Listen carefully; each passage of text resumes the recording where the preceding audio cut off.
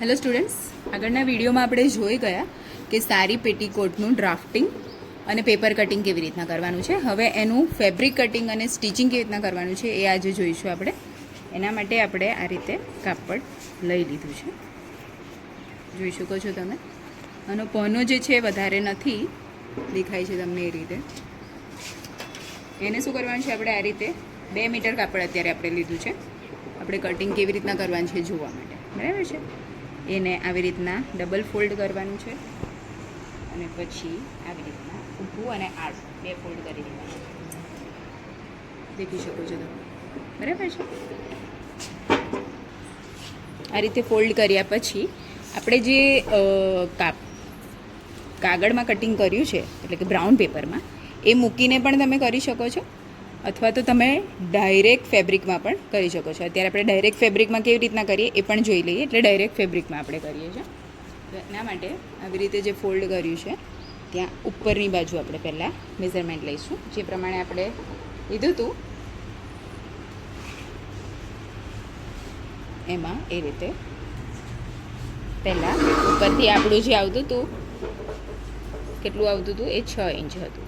તો એ મુજબ આપણે લીધું છે. ફરીથી એકવાર આપણે રિપીટ કરી લઈએ. આ જે આપણે ભાગ લેવાનો છે એ આપણી કમર જે છે અને જેટલી આપણે કડી કરવી છે, ધારો કે આપણે 6 કડીનો અત્યારે ચણિયો બનાવી રહ્યા છે, તો જે આપણી કમર છે, એટલે કે 28 આપણું મેઝરમેન્ટ અત્યારે છે કમરનું, તો 28ને આપણે 6 જોડે ભાગવાના છે ને જે મેઝરમેન્ટ આવે એમાં 0.5 એટલે કે અડધો ઇંચ ઉમેરવાનું છે. એ પ્રમાણે આપણે 6 ઇંચ આવ્યું છે તે આપણે અહીંયા લઈએ છીએ, બરાબર છે. એવી જ રીતે નીચેના ભાગમાં આ બાજુની સાઈડ, એટલે કે જે આ મેઝરમેન્ટ ઉપર લીધું છે 6 ઇંચનું, એની નીચેના ભાગથી ઓપોઝિટ સાઈડ, એટલે કે અહીંયા આપણે હવે 6 ઇંચ માર્કિંગ લઈશું.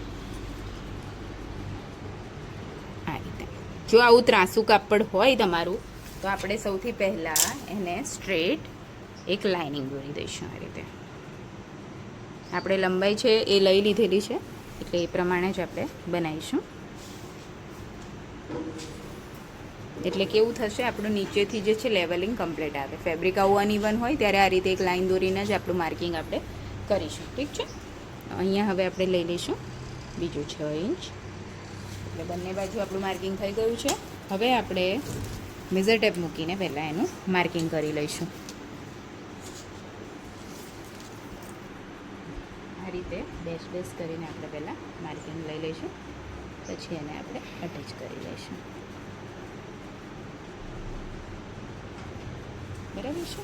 હવે આપણે સ્કેલ દ્વારા એને લાઈન દોરી દઈશું એટેચ કરતી.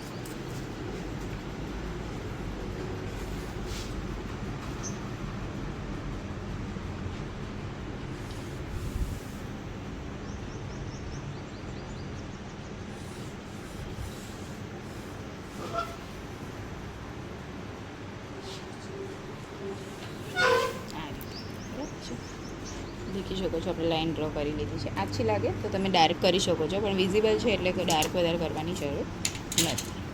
હવે આપણે એને કટિંગ કરી લઈશું.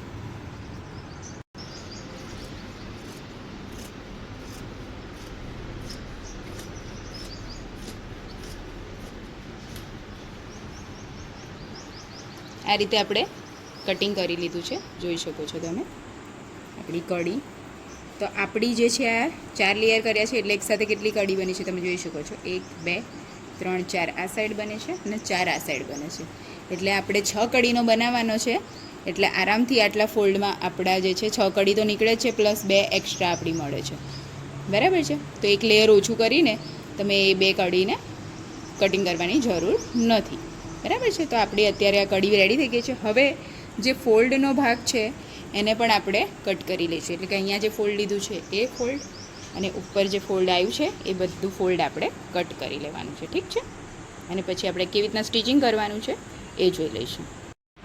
હવે સ્ટિચિંગ કરતી વખતે આપણે શું ધ્યાન રાખવાનું છે, તો આપણી જે કડીઓ છે એ આવી રીતે બની હશે, તમે જોઈ શકો છો. એક ભાગ જે છે આખો સીધો આવશે અને બીજી બાજુનો ભાગ ત્રાંસો આવશે. આ રીતે જોઈ શકો છો. એક બાજુનો ભાગ સીધો છે, એક બાજુનો ભાગ ત્રાંસો આવશે. કડીમાં જે 2 ભાગ પડશે 2 બાજુ, એ બંનેમાં આ રીતે ડિફરન્સ આવશે. બરાબર છે. તો આપણે શું ધ્યાન રાખવાનું છે, જો તે ત્રાસો ભાગ આવે છે ત્યાં બીજી કડીનો આપણે સીધો ભાગ અટેચ કરવાનો છે.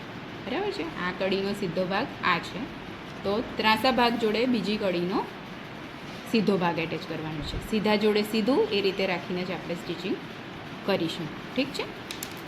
આપણે સ્ટાર્ટ કરીએ સ્ટિચિંગ.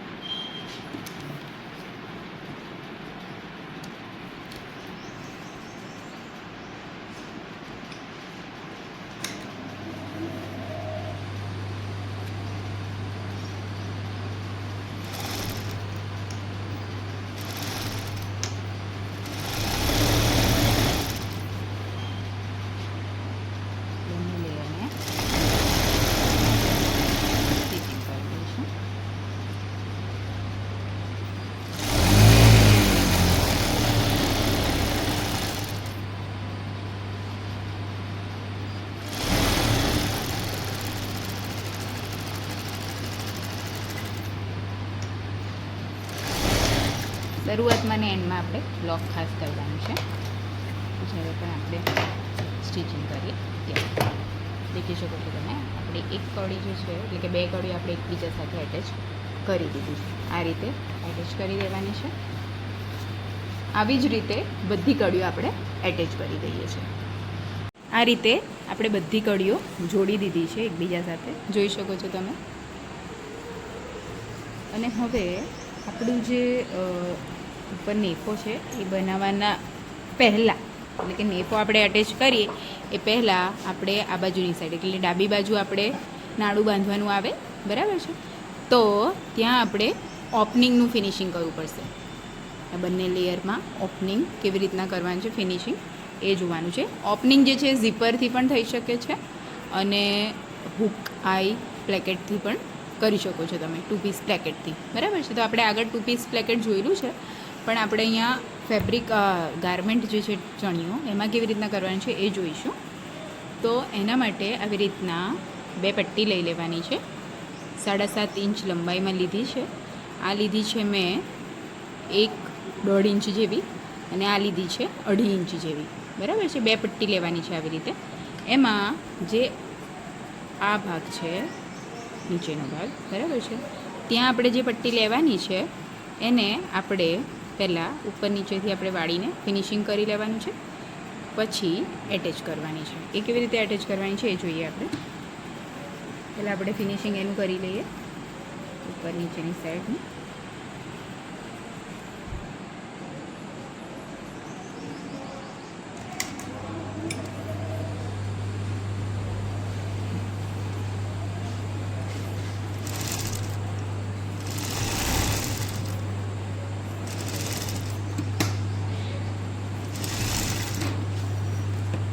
ઉપર નીચે આ રીતે પહેલાં પટ્ટી વાળી લઈશું એનું ફિનિશિંગ માટે.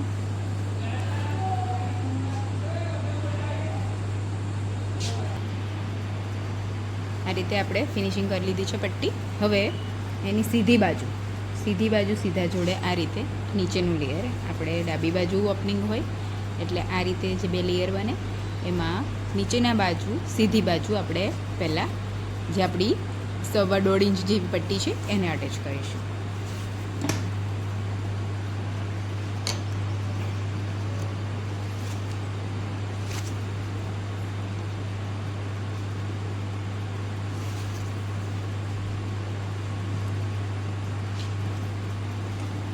હવે ચણિયામાં જે છે સાડી પેટીકોટ જે તૈયાર આવે છે એમાં ડાયરેક્ટ જ પટ્ટી વાળી દીધેલી હોય છે, આવું કોઈ અટેચમેન્ટ નથી કર્યું હોતું. બરાબર છે. પણ આ જે છે આપણે ઓપનિંગ કરીએ છીએ એ કમ્પ્લીટ ફિનિશિંગવાળું થશે, એટલે આપણે આ રીતે કરીએ છીએ. બરાબર છે. એટલે જ્યારે તમે ચણિયા ચોરી માટેનો કોઈ ચણિયો બનાવો કે પછી પાર્ટીવેર બનાવો ચણિયો, તો એમાં આ રીતનું વ્યવસ્થિત ફિનિશિંગ હોવું જરૂરી છે. બરાબર છે. હવે આ રીતે જોડ્યા પછી આ પટ્ટીને આખી આ રીતે અંદર વાળી દેવાની છે. એવી રીતે વાળવાની છે કે બહાર એવું લાગે જ નહીં કે કાપડ કોઈ અંદર છે. બરાબર છે. એ રીતે આપણે વાળવાની છે પટ્ટી. એટલે આખી આપણે આમ ડબલ લઈને વાળીને સિલાઈ કરી દઈશું.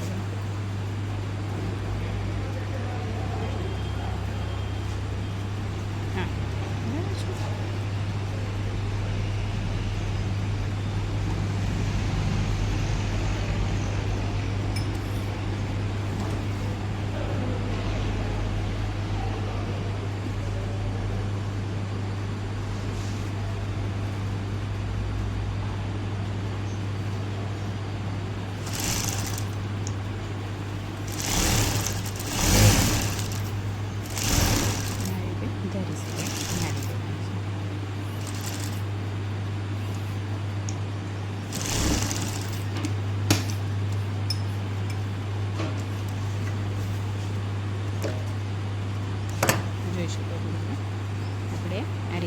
ફિનિશિંગ આપી દીધું છે. આખી પટ્ટી અંદરવાળી છે. હવે જે આ છે ઉપરનું લેયર, એમાં કેવી રીતે ફિનિશિંગ કરવાનું છે, તો એ પટ્ટીને આપણે આ રીતે જ અટેચ કરીશું. પહેલાં જ્યારે અંદર વાળીશું ત્યારે આપણે એને થોડી બહારથી રાખીશું, જે આપણે 2 પીસ પ્લેકેટ બનાવ્યું છે સેમ એ રીતે. ઠીક છે, આ રીતે અટેચ કર્યા પછી એને આપણે આવી રીતે બહાર રાખીને વાળીશું.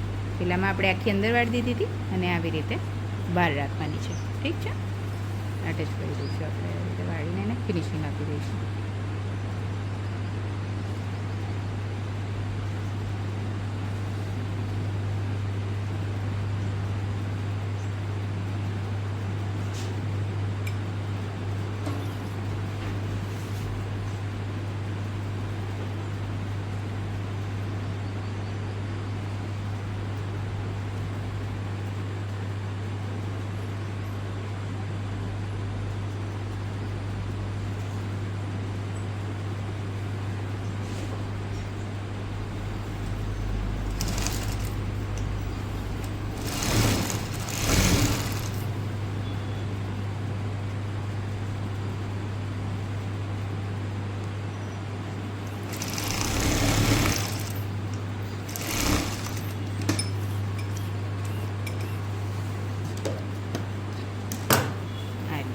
જોઈ શકો છો તમે, બહારથી પટ્ટી રાખવાની છે. હવે આપણે નેફો કેવી રીતના કરવાનું છે એ જોઈશું. તો એના માટે શું કરવાનું છે, આપણે જે છે નેફાનું ડ્રાફ્ટિંગ જોયું જ છે, પરંતુ આપણું જે રેડી થઈને આવ્યો છે ચણિયો, એનું પણ આપણે એકવાર માપ લઈ લઈશું મેઝર ટેપથી. બરાબર છે, કેમ કે આપણે આ એટેચ કર્યું છે એટલે થોડુંક આપણું મેઝરમેન્ટ એનું વધશે. બરાબર છે, વધે થોડું એ ચાલે પણ ઘટે નહીં ચાલે, આપણે જે મેઝરમેન્ટ છે એનાથી. બરાબર છે,